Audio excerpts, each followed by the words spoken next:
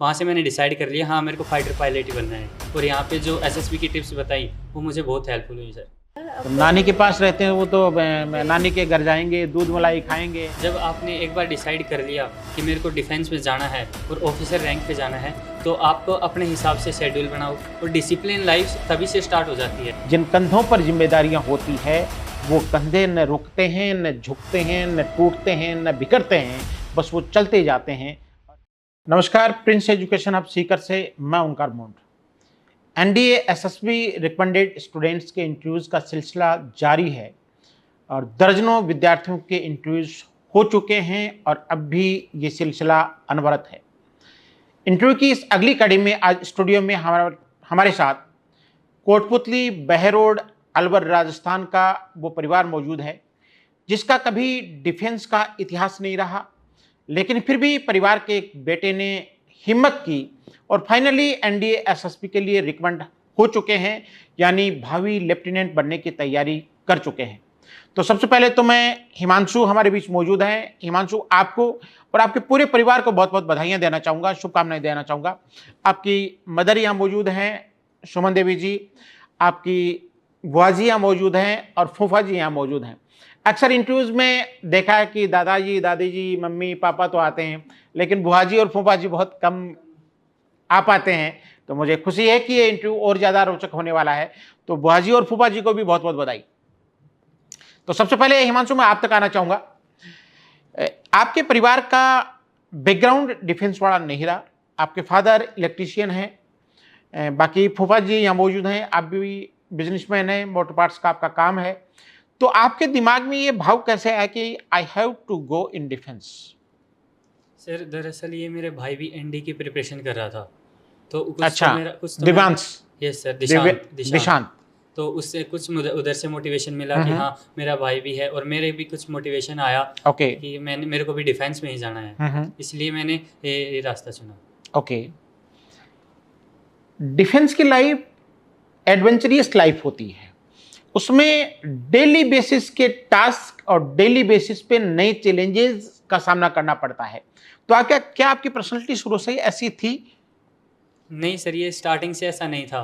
फिर मैंने ड्रीम बनाया कि मेरे को एनडी में जाना है। ड्रीम कैसे बनाया, ये चिंगारी अंदर से कैसे निकली? तो सर ये बात है 14 फ़रवरी 2019 की, Okay. जब पुलवामा अटैक हुआ तो उस टाइम सारा देश हैरान था, सारा देश मतलब परेशान था। लेकिन तब उसके रिटेलिएशन किया इंडियन एयरफोर्स ने बालाकोट एयर स्ट्राइक से। तो उधर से मेरे को मोटिवेशन आया कि हाँ मेरे को ऐसे ही कुछ अपने देश के लिए करना है। और विंग कमांडर अभिनंदन सर से मुझे बहुत मोटिवेशन मिला। वहाँ से मैंने डिसाइड कर लिया हाँ मेरे को फाइटर पायलट ही बनना है। पाकिस्तान की सीमा में जाकर के काम पूरा करके आए, एयर स्ट्राइक करके आए। देखिए, जिंदगी की राह है, जिंदगी का टर्निंग पॉइंट कैसे एक घटना बन जाती है। हिमांशु ने पुलवामा अटैक को बेस बनाया, अपनी प्रेरणा बनाया और जिंदगी की दशा और दिशा दोनों चेंज कर ली। भावी लेफ्टिनेंट आप बनने जा रहे हैं। तो यहाँ का प्रिंस का एक्सपीरियंस आपका कैसा रहा? सर यहाँ प्रिंस का एक्सपीरियंस सबसे लाइफ चेंजिंग था। जब मुझे एसएसबी के बारे में पता चला तो मैंने डिसाइड किया कि एसएसबी कोचिंग बढ़िया जगह से लेनी चाहिए। और मेरे भाई ने यहीं से तैयारी की थी, उसने रिकमेंड किया कि भाई प्रिंस सबसे अच्छी है। सो आई केम हेयर और यहाँ पे जो एसएसबी की टिप्स बताई वो मुझे बहुत हेल्पफुल हुई सर। मैन इंटरव्यू में आपके लिए वो टिप्स कारगर साबित हुई? Yes sir. आपके OLQ एक वर्ड है और वो 15 OLQ ही एक अच्छे ऑफिसर को तैयार करता है। तो आपके हिसाब से वो कौन सा OLQ है जो सबसे ज़्यादा इंपॉर्टेंट है एक अच्छे ऑफिसर पर्सनालिटी के लिए? सर मेरे हिसाब से सेंस ऑफ रिस्पॉन्सिबिलिटी सबसे अच्छा OLQ है जो मस्ट है किसी भी में। सेंस ऑफ रेस्पॉन्सिबिलिटी, जिम्मेदारी का भाव। और ये सच भी है, जिन कंधों पर जिम्मेदारियां होती है वो कंधे न रुकते हैं, न झुकते हैं, न टूटते हैं, न बिखरते हैं, बस वो चलते जाते हैं। और यही भाव हिमांशु को भी लेफ्टिनेंट की राह पर चला रहा है। तो हिमांशु, बहुत सारे बच्चे एनडी की तैयारी करना चाहते हैं, आप उनको क्या कहना चाहेंगे? कब से तैयारी करनी चाहिए, किस माहौल में, किन बेसिक चीज़ों का ध्यान रखना चाहिए? सर वही है, जब आपने एक बार डिसाइड कर लिया कि मेरे को डिफेंस में जाना है और ऑफिसर रैंक पे जाना है तो आपको अपने हिसाब से शेड्यूल बनाओ और डिसिप्लिन लाइफ तभी से स्टार्ट हो जाती है। वही मस्ट फैक्टर है कि डिसिप्लिन रहना है और निरंतर प्रयास करना है, उसी से होगा सर। बिल्कुल। तो मैं आपके मम्मी जी तक पहुंचना चाहूँगा। मैडम कैसा लग रहा है बेटे के भावी लेफ्टिनेंट बनने के सफर को देख करके?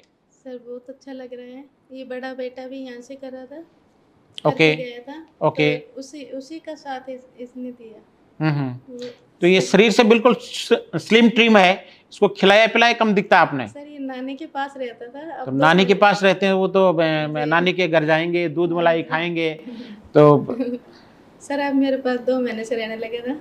बड़ा बेटा बहुत मेहनती बच्चे हैं मेरे। अच्छा। हाँ जी सर।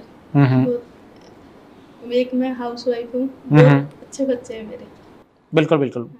तो अब जब इनकी एनडीए पास आउट परेड होती है और उसमें फैमिली मेंबर्स भी शामिल होते हैं और एक दृश्य होता है केप को हवा में लहरा करके, तो उस सीन को आप कभी सपने में देखते हैं? नहीं सर। उस सीन का पता तो आपको? नहीं सर, कुछ भी नहीं देखा मैंने तो। अभी ये इंटरव्यू खत्म होने के बाद सबसे पहले मम्मी को वो सीन समझाना है कि एनडीए पास आउट परेड का जो लास्ट सीन होता है फैमिली मेंबर्स के साथ वो कैसा होता है। तो अब मैं आपके फूफा जी तक पहुंचना चाहूंगा जो पैसे से व्यापारी हैं, मोटर पार्ट्स का आपका काम है। तो सर परिवार में शायद पहला लेफ्टिनेंट बनने जा रहा है हिमांशु, जी सर। क्या कहना चाहेंगे? अंदर से प्राउड भी है, खुशी भी है। हम तो फाइनेंशियली मैटर में हैं, ये देश की सेवा के लिए तो तैयार। आपको लगा नहीं कि अपन को तो बच्चे को 1 को 2 करना, 2 को 3 करना, 3 को 4 करना सिखाना है, ये कहाँ देशभक्ति बीच में आ गई? अब वो थोड़ा सा पास ले लें। बच्चे को प्रेरणा जहाँ से मिल जाए जी। और जब से बड़े वाले दिशांत ने निर्णय लिया उसमें बहुत खुशी हुई। और अब इसने भी उसी लाइन में करा, तो ऐसे कि हमारे 2 मेंबर तो देश की सेवा के लिए जा रहे हैं, तो बिल्कुल बिल्कुल खुश तो होता है मन। फाइनेंशियली तो हम इसको सपोर्ट कर रहे हैं। तो बिल्कुल बिल्कुल। बाकी फिर ईश्वर तो हिमांशु की अकादमी जो है इसका हेल्प कर रही है। और जी जी। तो बुआ जी भी मौजूद है, बुआ जी क्या कहना चाहेंगे? मैं सोच रही हूँ ये अपनी लाइफ में बहुत प्रोग्रेस करे। अच्छा।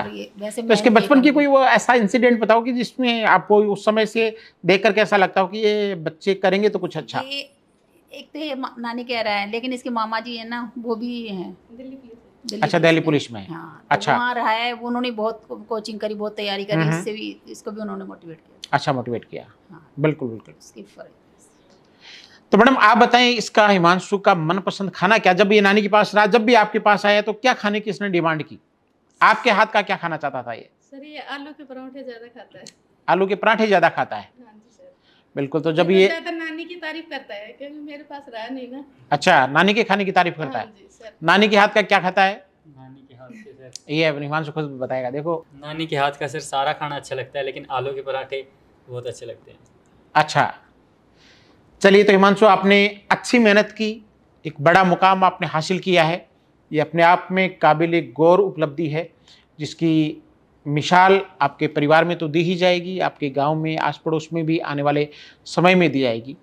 तो मेरा अंतिम सवाल आपसे रहेगा कि एक अच्छे आर्मी ऑफिसर के रूप में आप देश की सरहदों की रक्षा करेंगे, पूरी एक टीम को लीड करेंगे, तो वो भाव क्या है आपका कि मैं किस तरह के ऑफिसर के रूप में याद किया जाना पसंद करूँगा? सर मैं एक ऐसे ऑफिसर के रूप में याद किया जाना पसंद करूँगा जैसे जो टीम वर्क करे, जो अपने सभी साथियों को साथ लेके चले, उसमें टीम स्पिरिट की भावना हो, वो मेरे लिए बेस्ट फैक्टर होगा कि मैं इसी तरह याद किया जाऊँ। क्या बात है।